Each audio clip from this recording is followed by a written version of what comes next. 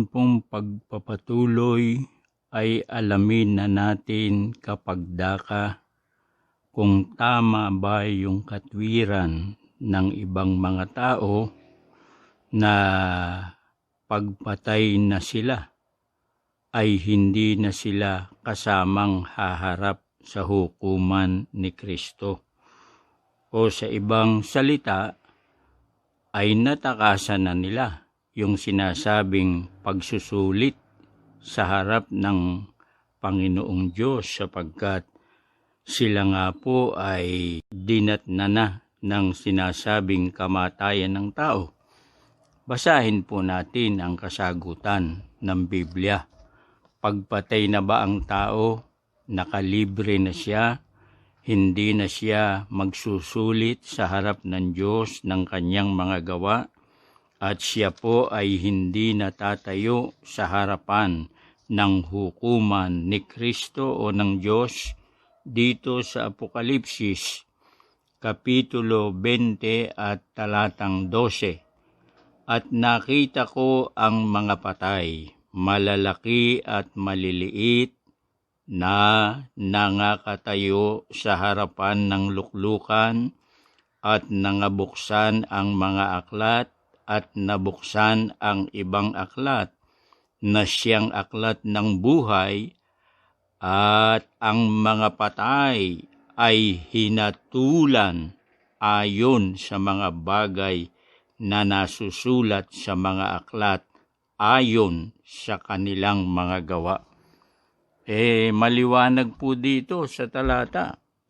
Nakita raw ni Apostol Juan sa pangitain yung mga patay, malalaki at maliliit, nangakatayo sa harapan ng luklukan. Hindi pala exempted yung mga patay. Hindi pala makatatakas yung mga patay. Sapagkat malinaw po ang sabi rito sa talata, yung patay, malaki man o maliit, ibig sabihin, anuman ang kanyang kalagayan o estado nung siya'y nabubuhay, ay ano po ang nakita sa pangitain ng apostol na si Juan. Nangakatayo ang wika sa harapan ng luklukan. Bakit po nangakatayo? Basta ba nakatayo lang? Ang mga patay ang wika ay hinatulan ayon sa nasusulat sa mga aklat. Sa makatwid ay ayon sa kanilang mga gawa na nasulat doon sa aklat.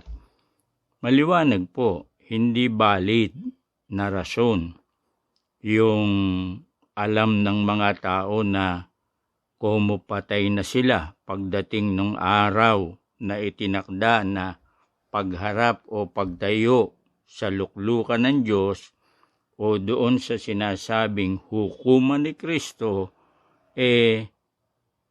nakalibre na sila dahil patay na. Hindi po valid yun sapagkat malinaw po rito Yung mga patay nakatayo sa harapan ng luklukan at sila ay hinatulan.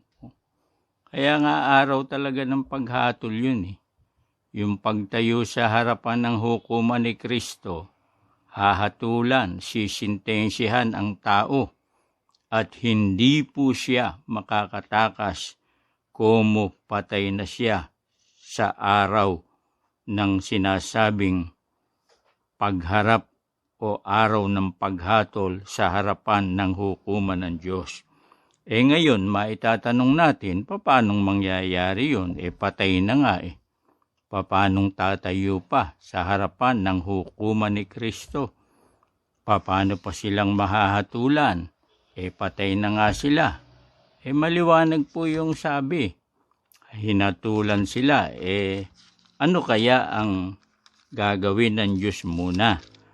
Mga magulang at mga kaibigan, para yung mga patay ay mahatulan ayon sa kanilang mga gawa. Isaya, sabi po ng propeta dito sa 26 at talatang 19, ganito ang nakasulat, ang iyong mga patay ay mga bubuhay. Ang aking patay na katawan ay babangon. At sa bandang huli ng talata, iluluwa ng lupa ang mga patay.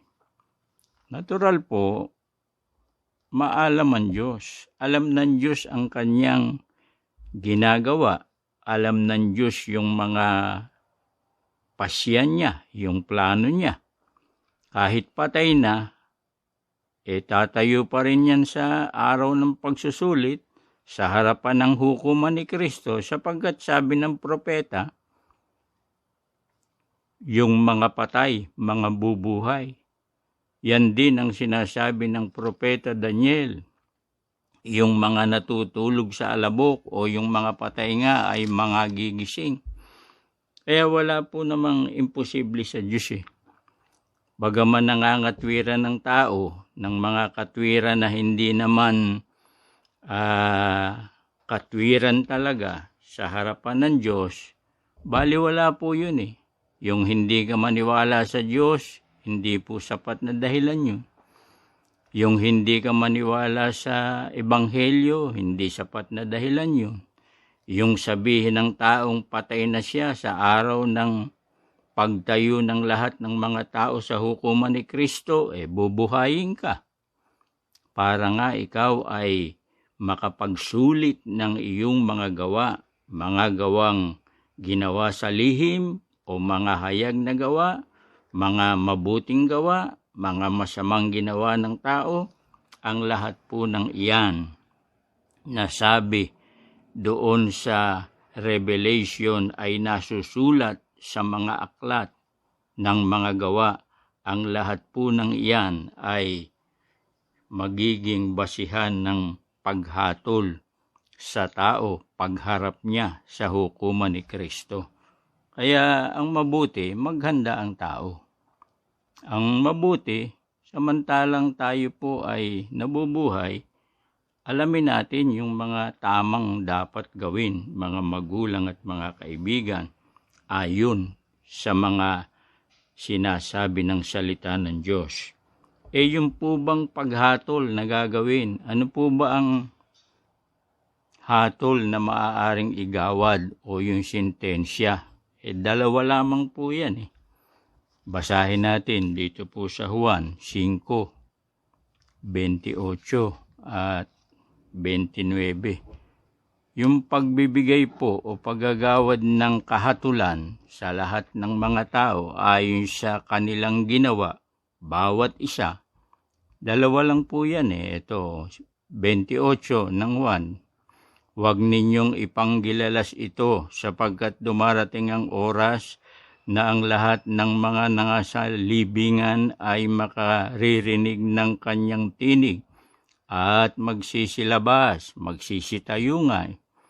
Ang mga nagsigawa ng mabuti ay sa pagkabuhay na maguli sa buhay, at ang mga nagsigawa ng masama ay sa pagkabuhay na maguli sa paghatol.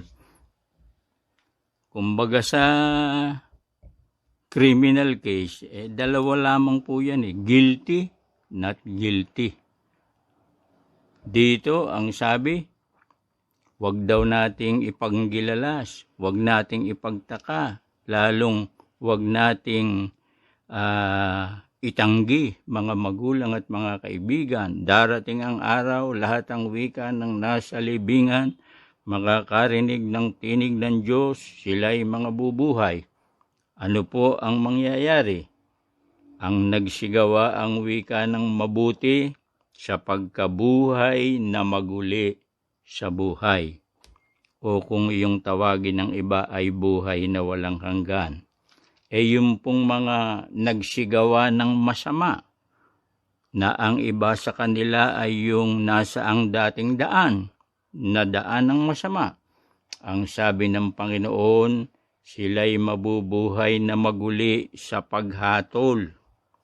Tiyak po ang hatol dun sa mga nagsigawa ng masama. Kaya nga, makatwiran yung batayan eh.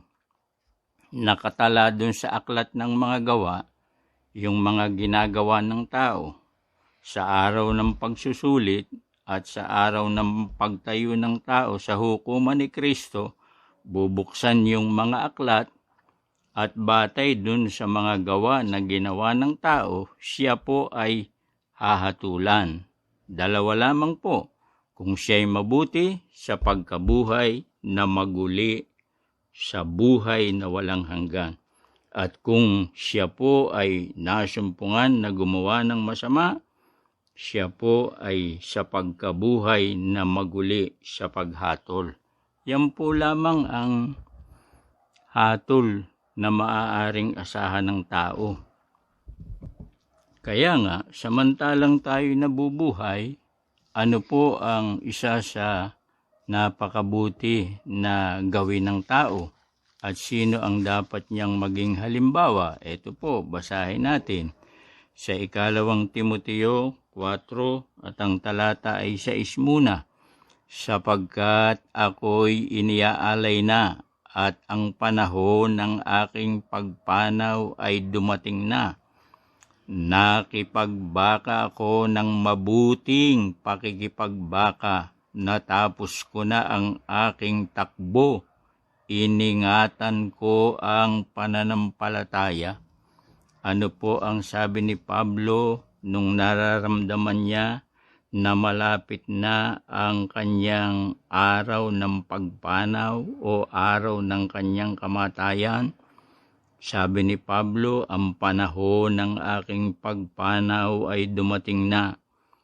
Nakipagbaka ako ng mabuting pakikipagbaka.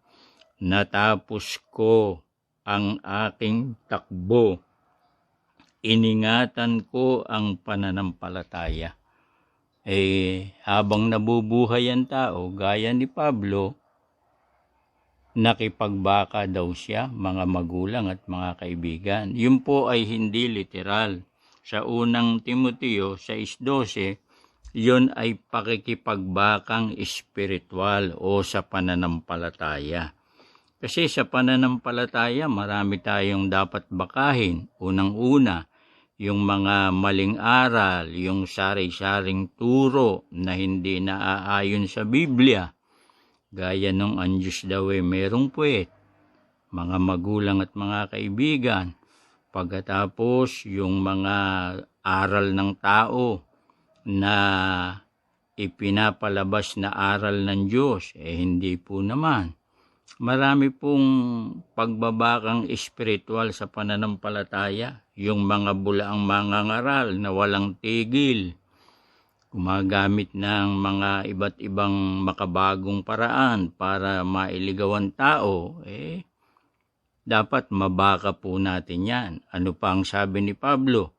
Dapat matapos natin ang ating takbo o takbuhin. Yung gampanin sa makatwid bagay yung paglilingkod, yung pagsunod sa mga utos ng Diyos. At gayon din naman, ingatan daw natin ang ating pananampalataya. Anong pananampalataya po yan? Sabi ni Pablo, yan ang pinag-usig ko ng una sa makatwid bagay, yung sinasabing Iglesia ng Diyos. Mag-ingat po tayo. Hindi lahat ng nagsasabing sila po ay umanib sa Iglesia ng Diyos sa Biblia ay Iglesia nga ng Diyos. Hanggang dito po muna, marami pa tayong mga pagtalakay sa mga susunod na pagkakataon. Maraming salamat sa inyong pagsubaybay.